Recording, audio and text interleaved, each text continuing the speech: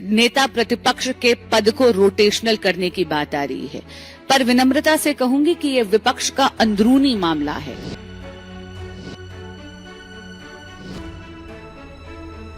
हरियाणा में करारी हार के बाद राहुल गांधी न सिर्फ अपने विरोधियों बल्कि सहयोगियों के निशाने पर भी है। संजय राउत, संजय सिंह, राघव चड्ढा से लेकर टीएमसी, सपा और बाकी इंडी गठबंधन के नेताओं ने राहुल को खूब खरी खोटी सुनाई। उन्हें अति आत्मविश्वासी बताकर उनके फैसलों पर सवाल उठाया और हरियाणा हार के लिए उनकी रणनीति को जिम्मेदार ठहरा दिया। मामला यहां तक पहुंचा कि राघव चड्ढा ने तो दिल्ली में अकेले चुनाव लड़ने का ऐलान कर राहुल की कांग्रेस को गठबंधन से बाहर निकालकर फेंक दिया। अखिलेश ने भी बिना कांग्रेस या राहुल के राय मशवरा किए उपचुनाव के लिए 6 सीटों पर उम्मीदवार उतार दिए। इनमें से 2 वो सीटें भी शामिल है जिन पर कांग्रेस दावा करती थी और लड़ने की तैयारी में थी, लेकिन समाजवादी पार्टी ने ठेंगा दिखाते हुए कांग्रेस को उसकी जगह दिखा दी।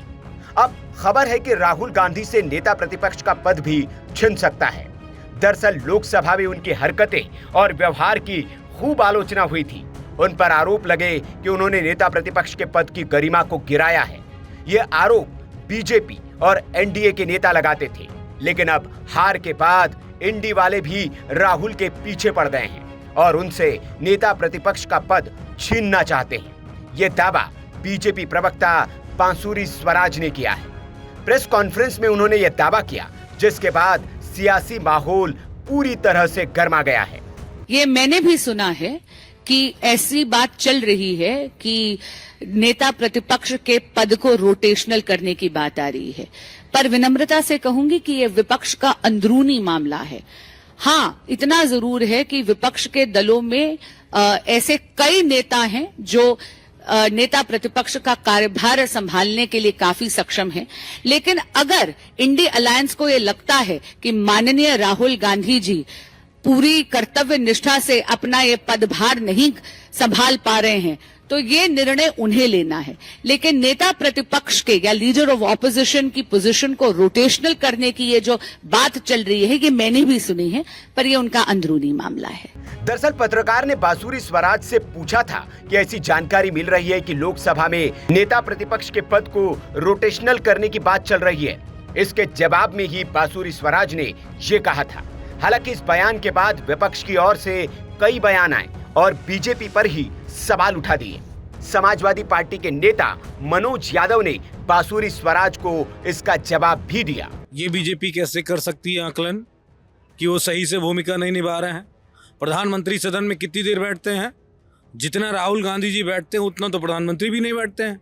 नेता सदन होने की सबसे बड़ी जिम्मेदारी है कि वो ज़्यादा से ज़्यादा लोगों को सुने और जो देश की संसद में देश की राजनीति तय करने का समय चल रहा है, उसमें आप क्या जवाब दे रहे हैं? आप आते हैं वीआईपीज़ की तरह।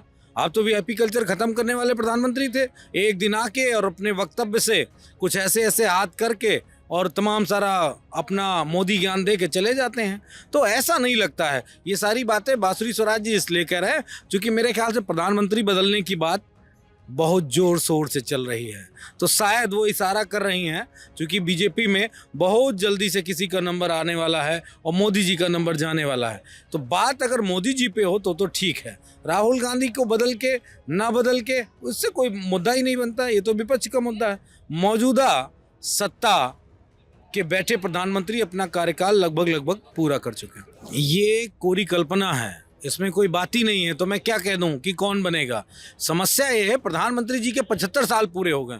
उन्होंने इंगित किया है बांसुरी स्वराज ने, क्योंकि उनकी माता जी की बड़ी इच्छा थी प्रधानमंत्री बनने की, वो नहीं बन पाई हैं। अब वो सांसद बन गई हैं तो जाहिर सी वो बात सोचती होंगी कि अब मैं प्रधानमंत्री बन जाऊं। अब मगर राहुल गांधी पे इसी तरह हमला करेंगे तो हो सकता है आरएसएस उनको प्राइम मिनिस्टर बना दे। आग लगी है तो धुआं तो उठेगा ही। तो क्या अब बात राहुल की काबिलियत तक पहुंच गई है और उनके पद से उन्हें मुक्त करने तक मामला पहुंच चुका है? Bureau report, VK news. VK news, राष्ट्र के नाम।